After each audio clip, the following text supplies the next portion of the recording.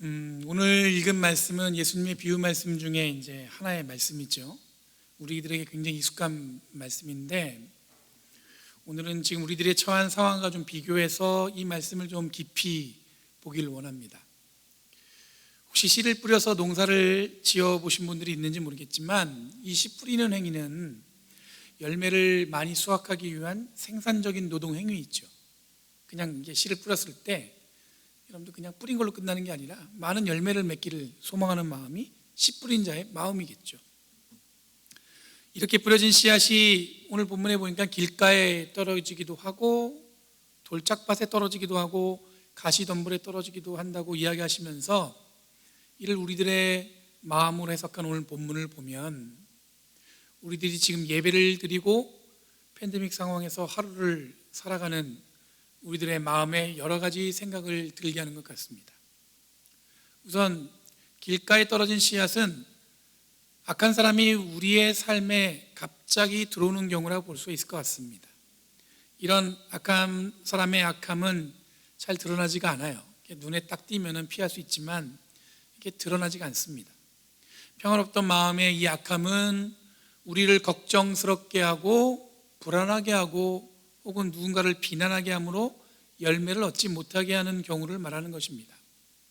예전에 이런 마음밭으로 가득한 교회에서 제가 사역한 적이 있었어요. 교회인데 이 마음이 이 길가 같다 보니까 아무리 좋은 말씀이 뿌려져도 열매가 없는 걸 경험했어요. 열매만 없는 게 아니라 서로가 서로를 비난하는 것에 익숙하고 서로를 믿지 않다 보니까 이 교회가 편안할 리가 없었습니다. 이 본문에서는 악한 사람이 그 마음을 빼앗았다고 얘기하고 있거든요. 그런데 정말로 악한 것에 마음이 도둑맞은 것처럼 느껴졌었습니다. 돌짝밭에 뿌려진 씨앗은 뿌리를 낼 수 없으니까 곧 햇빛에 말라 비틀어집니다. 뿌리를 내지 못한다는 것은 말씀을 받고 은혜를 받고 기쁜 가운데 있는데 이게 오래가지 못하는 거예요. 어려움에 넘어지는 사람들의 마음이 이와 같다고 이야기하고 있습니다. 어느 날 은혜를 크게 받으신 분이 있어요.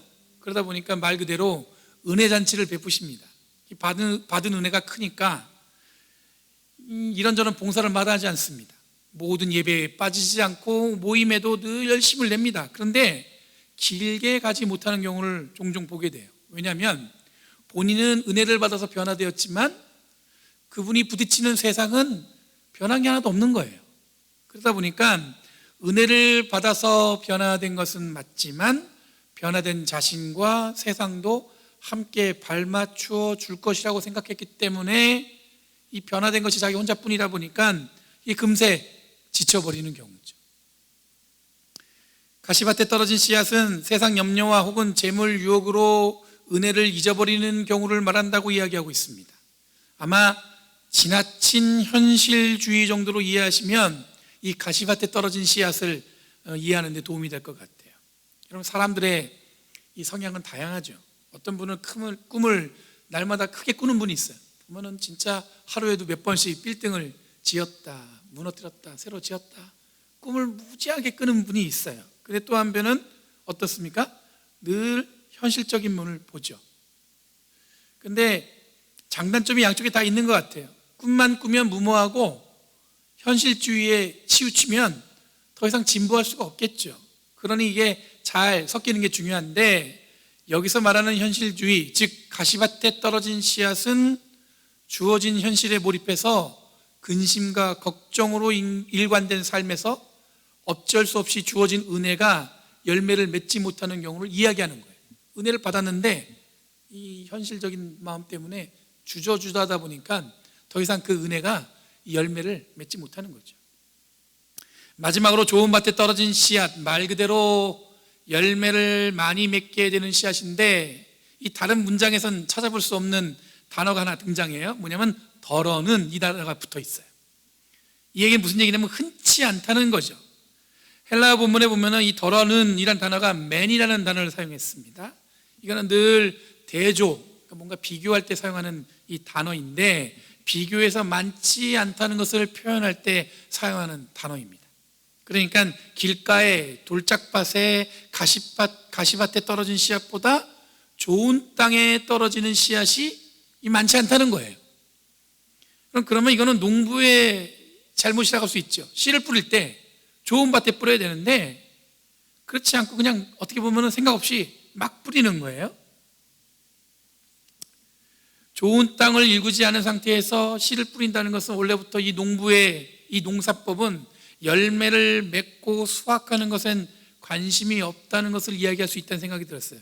그래서 이 또한 비유적으로 생각해 보면 하나님이 우리를 부르셨고 우리에게 은혜를 주셨고 우리에게 사명을 주셨는데 결국 열매를 맺는 것은 누가 하는 거냐면 전적으로 하나님의 부름받고 은혜받고 사명받은 우리들이 어떻게 하냐에 따라서 그 은혜가 열매를 맺을 수 있다는 생각이 들었습니다.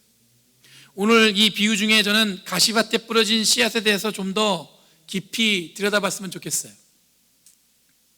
아까 말씀드린 대로 지나친 현실주의자를 말하는 것이라고 이야기 드렸는데 제가 오늘 본문을 함께 나누면서 하나님이 우리에게 주신 이 뜻이 무엇일까 한 주간 깊이 묵상했는데 아무래도 지금 우리들에게 주어진 현실에 집중하지 않으면 안 되는 그런 시간들을 보내고 있으니까 아무래도 이 본문이 저에게 와 닿은 것 같아요. 여러분들 우리들의 마음은 앞으로의 가능성보다는 혹은 지금 지독한 현실에 집중할 수밖에 없을 수 있습니다. 당연한 거죠. 심리적으로도 불안하기도 하고 그러다 보니까 몸짓도 최소한 줄여야 되는 것 같고 낭비되는 것은 꼼꼼히 살펴보고 낭비하지 않으려고 하는 것이 당연한 마음이겠죠. 그럼 지난주에 트럼프 행정부가 이제 그 대학에서 유학 온 그 유학생들이 대면 수업을 하지 않으면 온라인 수업만 하게 되면 유학생들이 비자를 취소한다는 정책을 발표했어요. 이 갑작스러운 발표에 유학생들이 느낄 심리적인 불안함을 생각해 보면 이 갑자기 미국의 상황이 이민자들에게 불리한 상황을 만들어내는 것 같아서 좀 답답하다는 생각이 들었습니다. 이런 정책이 빨리 수정되기를 바라는 마음뿐인데 대부분 매스컴에 보면은 이 트럼프 행정부가 이와 같은 결정을 내린 건 뭐냐면 11월 달에 있을 그 대선, 그 대통령 재선을 위해서 이 지지층을 결집하기 위해서 이런 일을 한다는 거죠. 그런데 대통령 재선을 위해서 벌이는 일치고는 이 유학생들한테 너무 큰 고통이에요. 얼마나 많은 이 불안함으로 학생들을 몰고 가겠어요.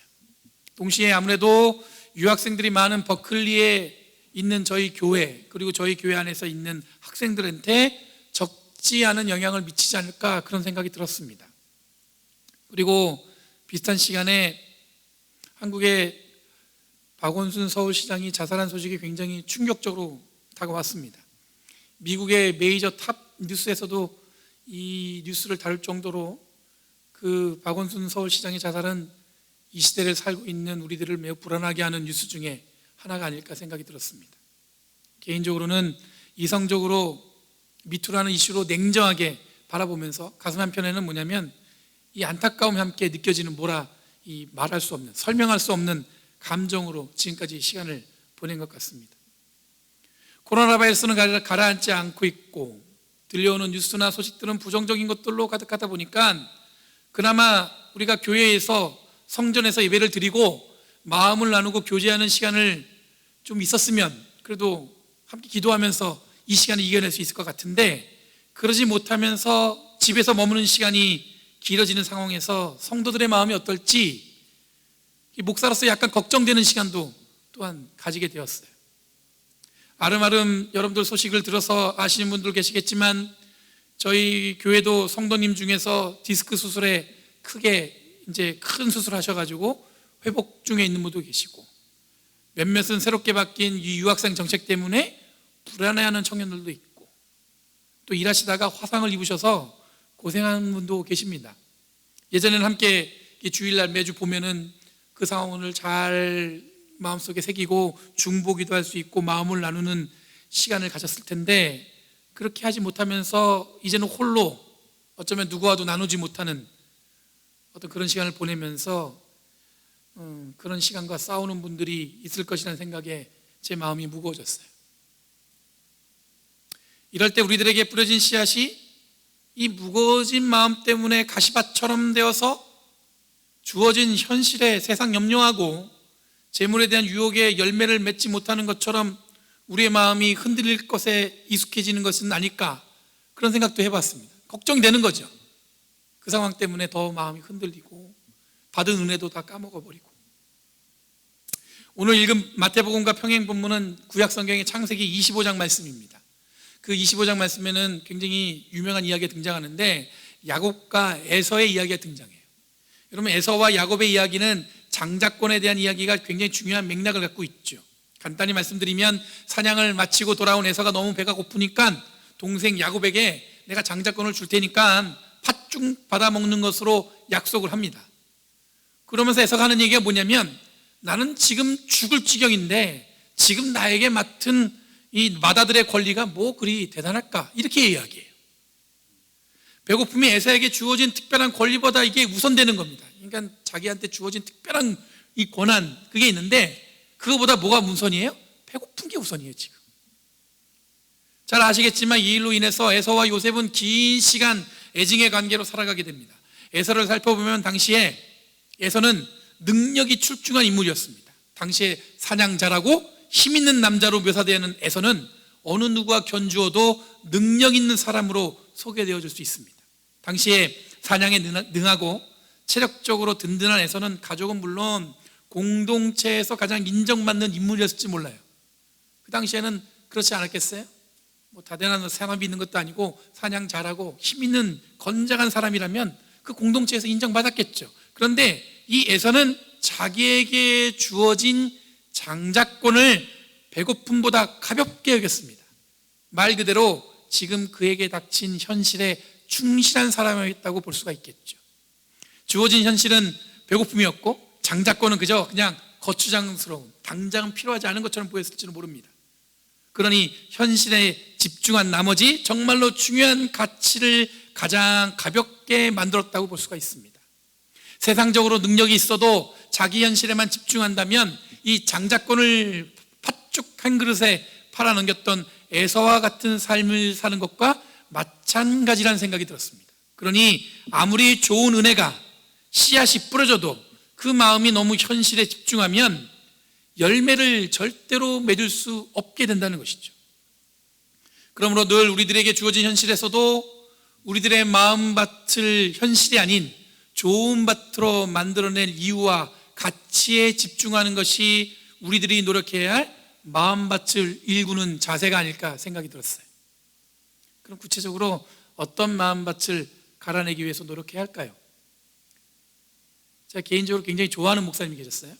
지금은 그분이 교통사고로 갑자기 하나님 나라에 가셔서 지금 안 계시는데, 이분은 글을 참 잘 쓰셨어요. 글을 너무 잘 쓰셨고, 제가 다닌 대학원에서 이 석사 논문을 쓰고 나서 심사할 때 논문을 지도했던 이 담당 교수님이 논문 심사하면서 마지막 멘트가 뭐였냐면, 자네 논문은 너무 잘 썼기 때문에 바로 책으로 출판해야겠다고. 그래서 제가 그 공부할 때 그 이야기는 전설적으로 들려왔어요. 옛날에 그 어떤 선배가 있었는데 그분은 논문을 너무 잘 써서 교수님이 그거를 석사 논문인데도 책을 내자고 그랬다. 늘 그분의 글만 읽고 이런저런 이야기만 듣던 차에 학교 앞에서 제 친한 친구와 함께 이 목사님하고 이 밥을 먹을 기회가 있었어요. 한국의 식당에 가보면 여러분들 이 공깃밥이 이렇게 쭉 나오잖아요. 그러면 공깃밥을 앞에다 주면 뚜껑이 있어요. 근데 그 목사님이 제 밥 뚜껑을 뚝 열어주면서 하는 얘기가 규현이라고 했지 이제 형이라고 불러? 이렇게 얘기했던 기억이 아직도 생생하게 기억이 나요.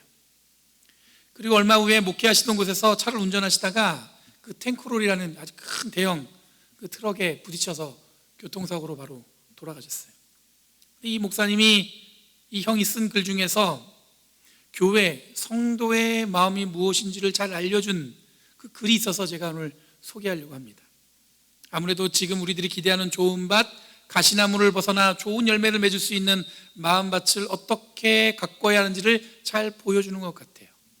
이 목사님이 시골교회에서 목회하시는데 아마 교회가 낡고 오래돼서 천장에서 물이 샜던 것 같습니다. 지붕 공사를 하기 위해서 성도들이 1년 동안 열심히 정성껏 이 건축원금을 드린 것 같아요. 그런데 그 와중에 교회 집사님 한 분이 암에 걸렸다는 소식이 들려왔습니다. 늘 그 집사님은 고생했던 분이에요. 근데 암에 걸리셨다는 소식은 교회 안에 아주 무겁게 자리했습니다. 어느 주일에 이 목사님이 주일 설교에 교인들에게 부탁을 했습니다.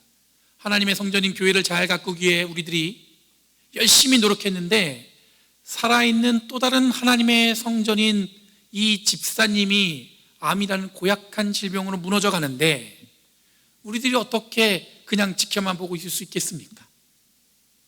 지금까지 정성껏 이 성전을 위해 모은 헌금을 지금 육신의 성전이 무너져가는 이 집사님을 위해서 사용하면 좋겠어요. 교인들의 반응이 어땠을 것 같습니까? 아마 교인들도 이 집사님의 사정을 잘 알고 암투병 소식에 교인들도 모두 교회 전체가 매우 무거웠던 것 같아요. 그런데 목사님이 그렇게 말씀해 주시니까 온 교인들이 모두 아멘하고 환하게 웃으면서 목사님, 우리들도 그렇게 하길 원했어요 라는 말로 응답했다고 해요. 제가 이 글을 읽었을 때가 아까 말씀드린 길가에 떨어진 그 씨앗 같은 마음을 가진 교회에서 사역할 때였어요. 그때는 내가 어렸고 경험이 없었던 저에게 이 목사님의 글은 굉장히 저에게 큰 감동으로 다가왔습니다. 그럼 보통은 어떻습니까? 목사님 원칙대로 하셔야죠. 그 집사님만 도우면 말 나옵니다. 그걸 왜 목사님 혼자 결정하십니까? 곧 장마가 시작될 텐데 교회 지붕구조는 어떻게 하려고 그럽니까? 뭐 이런저런 현실적인 지적들이 넘쳐났겠죠. 아무래도 복잡하지 않고 상처받지 않으려면 가장 무난한 방법이 뭐냐면 그냥 모른 척하고 지나가는 거예요. 그래서 저는 어쩌면 우리들이 하는 행위 중에서 가장 악한 건 뭐냐면요, 모른 척하고 지나치는 거예요. 그런데 우리들이 이야기하는 교회, 목회, 성도의 삶은 세상이 상식적으로 혹은 세상이 옳다고 하는 방법으로 살아가는 것이 아니라고 우리는 그렇게 고백하고 있습니다. 세상과는 조금 다르게 살아야 한다는 것을 우리는 잘 알고 있습니다. 그 다름이 어디서 오는가 하면은 세상보다 더 원칙에, 현실에 충실한 데서 오는 것이 아니라 결정적인 순간에는 모든 것을 하나님께 맡길 수 있는 믿음에서 오는 것이라고 저는 믿습니다. 우리는 늘 전지전능하신 하나님을 믿는다고 하면서 걱정하고 근심할 때가 많이 있죠. 주어진 현실에 고난스러워할 때도 많이 있습니다. 그러면 고난 없이 힘들지 않게 살아야 한다는 게 아니라 주어진 고난을 대하는 자세와 방향은 적어도 우리는 달라야 한다는 것이에요. 그러니 우리의 마음밭이 어떻게 읽어줘야 하는지 이야기하는 것이고, 그래야 열매를 맺을 수 있다는 것을 말씀드리는 것입니다. 오늘 본문의 24절 말씀에 보면은 하늘나라는, 곧 천국은 자기 밭에다 좋은 씨를 뿌리는 사람과 같다고 이 비유를 마무리하고 있습니다. 신앙생활은 바로 천국에 대한 소망을 이루기 위한 노력이라고 할 수 있습니다. 이 천국, 하나님 나라는 스스로 자기의 마음에 좋은 씨앗을 뿌리는 행위라는 것이에요. 이것은 다른 말로 하면 좋은 교회를 이루기 위해서 우리들의 마음밭에 좋은 씨앗을 뿌리기 위해서 노력해야 한다는 것으로 말할 수 있을 것 같아요. 그럼 좋은 가정을 위해서 우리 마음에 좋은 씨앗을 뿌리는 것을 말하는 거예요. 꿈꾸는 공동체를 위해서 우리들의 마음에 좋은 씨앗을 뿌려야 그 꿈을 이룰 수 있다고 말씀드리는 겁니다. 지금 우리들의 짊어진 짐들, 어려움들, 혹은 코로나 바이러스에 밀려오는 불안함과 답답함들이 우리들의 마음밭을 어지럽게 할 수 있을 것 같습니다. 어떤 분들은 이렇게 이야기합니다. 이 시대를 거치면 찐 교인과 그렇지 못한 교인들을 분별될 것이라고. 저는 그런 나눔을 예상하기보다는 지금 이 시간을 잘 견뎌서 각자의 마음밭에 좋은 씨앗을 뿌리는 것을 지속하는 성도들이 되었으면 하는 바람이에요. 교회도 이런 상황 속에서 좋은 밭에 좋은 씨앗을 뿌리기를 바라는 마음뿐입니다. 요즘에 교회 다니는 게 쉽지 않습니다. 그런 시대에 살고 있어요. 한국은 특히 예전에는 교회가 세상을 걱정했었어요. 그런데 요즘에는 지금은 세상이 교회를 걱정하는 시대를 맞고 있어요. 예전에는 교회가 늘 세상에 예언자적인 목소리를 이렇게 전했습니다. 근데 요즘에는 세상이 교회를 향해서 질타를 하고 있어요. 그러니까 신앙생활하는 게 예전같이 쉽지가 않죠. 이런 시대에 성도로 살아가는 우리들이 좀 더 든든히 좋은 밭에 씨를 뿌리며 하나님 나라를 세워가는 저와 여러분이 되기를 간절히 바랍니다. 이런 노력을 통해서 하나님은 우리에게 30배, 60배, 100배의 열매를 맺을 수 있는 기쁨과 감사를 허락해 주실 줄 믿습니다. 여러분, 예전처럼 지내지 못하는 것이 어쩌면 지금 우리들의 마음밭을 갈아엎어서 좋은 밭이 되도록 준비할 수 있는 시간을 허락하셨다고 저는 믿어요. 예전 같지 않잖아요. 예전처럼 할 수 있는 것도 없고, 그럴 때 여러분 우리는 마음밭을 갈아엎어서 좋은 밭을 만들어 놓고 좋은 씨앗이 뿌려지기를 소망하며 이렇게 살아가는 저와 여러분들 되기를 완전히 바랍니다. 주님은 변함없이 함께 하시고 우리와 동행하신 줄 믿습니다. 우리가 어떤 마음밭을 갈구냐, 그리고 어떤 씨앗을 뿌리냐에 따라서 우리는 열매를 맺을 수도 있고, 혹은 여러분들 아까도 말씀드린 것처럼 가시밭에 모든 근심과 걱정 때문에 우리에게 주신 은혜를 다 빼앗길 수도 있는 거죠. 그 선택은 누가 하는 거예요? 우리가 하는 거라는 것을 기억하시고 늘 주님과 동행하시면서 우리의 마음밭을 갈아엎어서 좋은 씨앗으로 열매를 맺어나가는 저와 여러분이 되기를 간절히 바랍니다. 기도하겠습니다. 거룩하신 주님, 감사합니다. 오늘도 변함없이 함께 하셔서 우리의 마음밭을 갈아엎어 주님이 주시는 은혜의 좋은 씨앗을 뿌려내시고 그것을 통해서 30배, 60배, 100배의 열매를 맺기 원하시는 하나님의 마음을 읽습니다. 주님, 우리가 닥친 상황은 어렵고 힘들고 어쩌면 가늠할 수 없는 여러 가지 일들로 복잡하지만, 그럼에도 불구하고 그 중심에 하나님의 은혜와 사랑으로 붙들어 주셔서 우리를 통해 큰 열매 맺으실 줄 그 계획을 준비하신 주님의 은혜를 저희들이 기대합니다. 주님, 오늘도 함께 하셔서 온라인 예배로 드리지만 이 예배를 기뻐 받아 주시옵고 이 말씀대로 좋은 씨앗으로 좋은 밭에 뿌릴 수 있는 은혜를 우리에게 허락하여 주시옵소서. 감사드리며 예수님의 이름으로 간절히 기도드리옵나이다. 아멘.